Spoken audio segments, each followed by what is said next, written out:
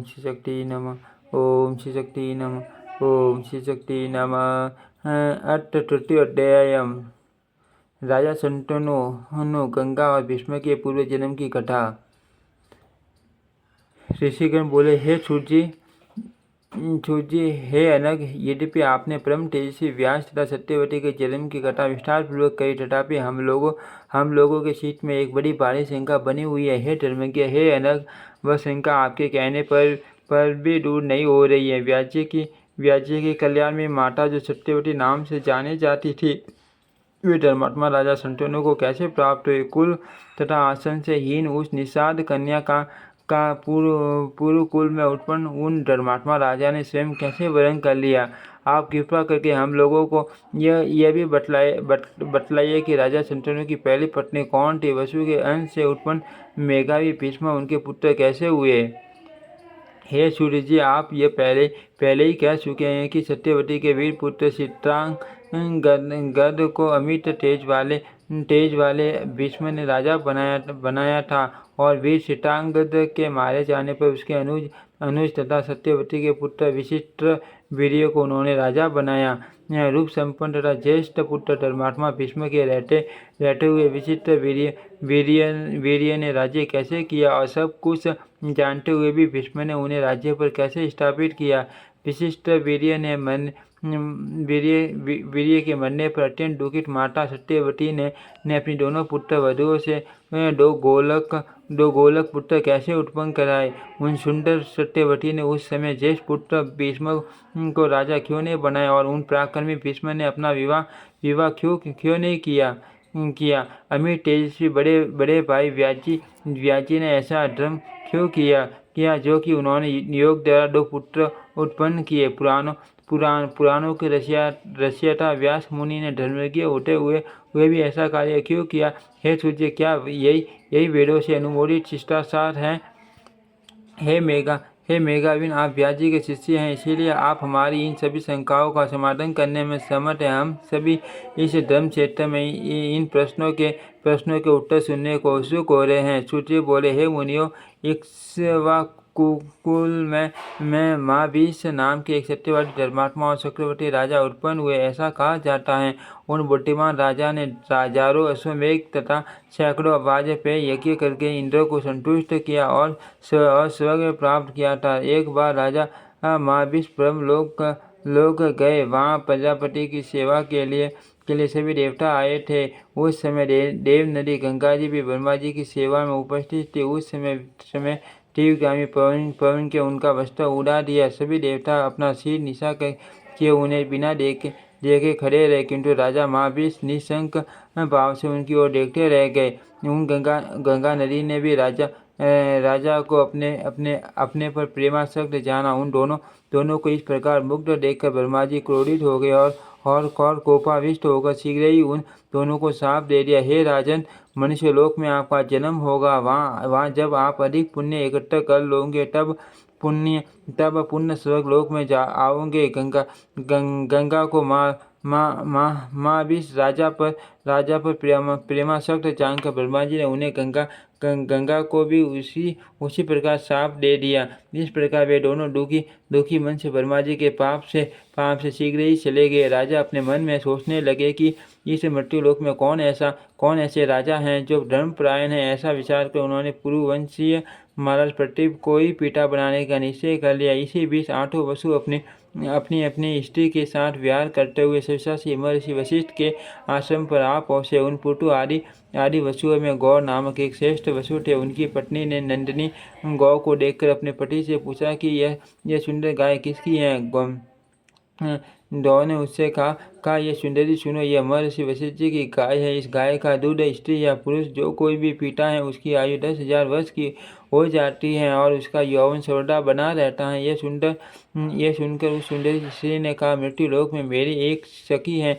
मेरी वह सखी राजसी उसी ने की परम सुंदरी कन्या है। हे माँ बाग, उसके लिए अत्यंत सुंदर तथा सब प्रकार की कामनाओं को देने वाले इस गाय को बछड़े सहित अपने आश्रम में ले चलिए। जब मेरी सखी इसका दूध पिएगी तब वह निर्जरा एवं रोग रहित होकर मनुष्यों में एकमात्र अद्वितीय बन जाएगी। उसका वचन सुनकर गौ नाम के वसु ने पुटु आदि अष्ट वसुओं के साथ जितेंद्रिय मुनि का अपमान करके नंदिनी का अपहरण कर लिया। नंदिनी का हरण हो जाने पर माँ तपस्वी वशिष्ठ फल लेकर शीघ्र ही अपने आश्रम आ गए। जब मुनि ने अपने आश्रम में बछड़े सहित नंदिनी गाय को नहीं देखा, तब वे तेजस्वी वनों एवं गुफाओं में उसे ढूंढने लगे। जब गाय नहीं मिली, तब वरुण पुत्र मुनि वशिष्ठ ध्यान योग से उसे वसुओं के द्वारा हरी गई जानकर अत्यंत कुपित हुए। वसुओं ने मेरी अवमानना करके मेरी गौ चुरा ली है। वे सभी मानव योनि में जन्म ग्रहण करेंगे, इसमें संदेह नहीं है। इस प्रकार धर्मात्मा वशिष्ठ जी ने उन वसुओं को शाप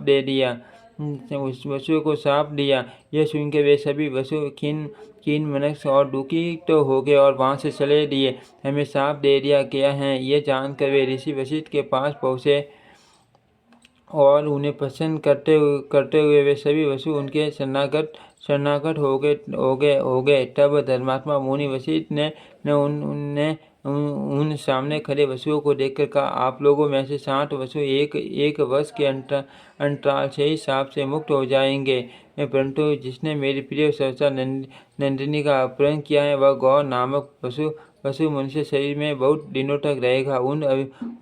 उन अभिशप्त वसुओं ने मार्ग में जाती हुई नदियों में उत्तम गंगा जी को देखकर उन अभिशप्त तथा चिंतातुर गंगा जी से प्रणाम पूर्वक कहा, देवी, हे देवी, अमृत पीने वाली, हम देवता मानव कुशित कैसे उत्पन्न होंगे, यह हमें महान चिंता है। अर्थ, हे नदियों में श्रेष्ठ, आप ही मानुषी बनकर हम लोगों को जन्म दे। पृथ्वी पर शंतनु नामक एक राजसी है, हे अनज्ञ, आप उन्हीं की भार्या बन जाए। और हे शूरापगे, हमें क्रमश जन्म लेने पर आप जल में छोड़ते जाए। आपके ऐसा करने से हम लोग भी शाप से मुक्त हो जाएंगे, इसमें संदेह नहीं है। गंगा जी ने जब उनसे तथास्तु कह दिया, तब वे सब वसु अपने अपने लोक को चले गए और गंगा जी भी बार बार विचार करते हुए वहां से चली गई। उस समय राजा महाभीषण ने राजा प्रतीप के पुत्र के रूप में जन्म लिया। उन्हीं का नाम शंतनु पड़ा, जो छठी प्रतिज्ञ एवं धर्मात्मा राजसी हुए। महाराज प्रतीप ने परम तेजस्वी भगवान सूर्य की आराधना की। उस समय जल में एक परम सुंदरी स्त्री निकल पड़ी और वह सुमुखी आकर तुरंत ही महाराज के साल वृक्ष के समान विशाल डाइने के जंघे पर विराजमान हो गई। अंक में बैठी हुई उस स्त्री से राजा ने पूछा, हे वरान्य, आप मुझसे बिना पूछे ही मेरे शुभ दाहिने जंघे पर क्यों बैठ गई। उस सुंदरी ने उनसे कहा, हे नरश्रेष्ठ, हे कुरुश्रेष्ठ, मैं जिस कामना से आपके अंक में बैठी हूँ, उस कामना वाली मुझे आप स्वीकार करे। उस रूप यौवन संपन्न सुंदरी से राजा ने कहा, मैं किसी सुंदरी पर स्त्री को काम की इच्छा से नहीं स्वीकार करता। हे भामिनी, हे सुशी स्मृति, आप मेरे दाहिने जंघे पर प्रेम पूर्वक आकर बैठ गई हो उसे आप पुत्रों तथा पुत्र वधुओं का स्थान समझो। अत हे कल्याणी, मेरे मनोवांछित पुत्र के उत्पन्न होने पर आप मेरी पुत्र वधु हो जाओ। हमारे पुण्य से मुझे पुत्र हो जाएगा। आपकी पुण्य से मुझे पुत्र हो जाएगा, इसमें संशय नहीं है। वह दिव्य दर्शन वाली कामिनी तथास्तु कहकर चली गई और स्त्री के विषय में सोचते हुए राजा प्रतीप भी अपने घर चले गए। समय बीतने पर पुत्र के युवा होने पर वन जाने की इच्छा वाले राजा ने अपने पुत्र को यह समस्त पूर्व वृतांत कर सुनाया। सारी बात बताकर राजा ने अपने पुत्र से कहा, यदि वह सुंदरी बाला आपको कभी वन में मिले और अपनी अभिलाषा प्रकट करे तो उस मनोरमा को स्वीकार कर लेना तथा उससे मत पूछना कि आप कौन हो, यह मेरी आज्ञा है। उसे अपनी धर्मपत्नी बनाकर आप सुखी रहोगे। सूर्य बोले, इस प्रकार अपने पुत्र को आदेश देकर महाराज प्रतीप प्रसन्नता के साथ उन्हें सारा राज्य वैभव सौंप कर वन को चले गए। वहां जाकर वे तप करके तथा आदिशक्ति भगवती जगदम्बी का आराधना करके अपने तेज से शरीर छोड़कर स्वर्ग चले गए। महा तेजस्वी राजा शंतनु ने सार्वभौम राज्य प्राप्त किया और वे धर्मपूर्वक प्रजा का पालन करने लगे। इति श्रीमद्देवी भागवते महापुराणे अष्टादशसहस्रसंहितायां संहितायां द्वितीय स्कंदे प्रतीप सकाशंतनु जन्म वर्णन नाम 3 अध्याय। ओम श्री शक्ति नमः। ओम श्री शक्ति नमः। ओम श्री शक्ति नमः। ओम श्री शक्ति नमः।